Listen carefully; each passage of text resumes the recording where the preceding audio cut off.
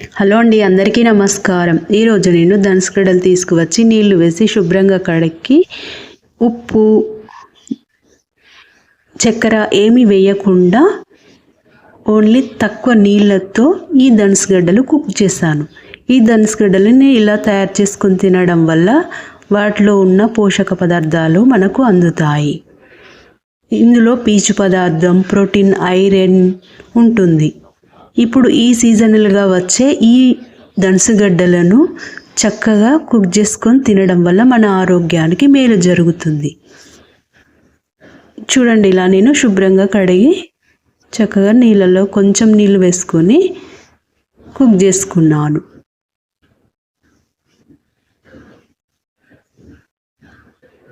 ఈ ధనుసుగడ్డలతో మనము స్నాక్ లాగా కూడా తయారు చేసుకోవచ్చు.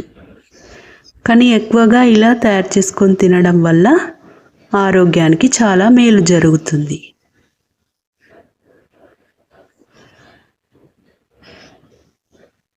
స్కిన్ ఆరోగ్యం బాగుంటుంది, హెయిర్ గ్రోత్ బాగా ఉంటుంది. ఏవైనా కాళ్ళ నొప్పులు, ఇట్లా మెడ నొప్పులు అవి ఉంటాయి కదా, నొప్పుల్లాగా అవి కూడా తగ్గుతాయి ఇవి తినడం వల్ల.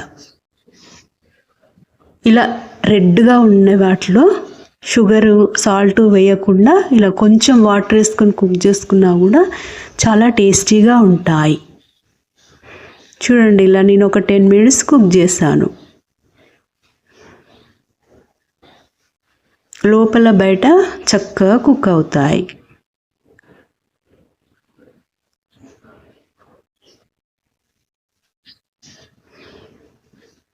చూడండి ఎంత బాగా వచ్చాయో.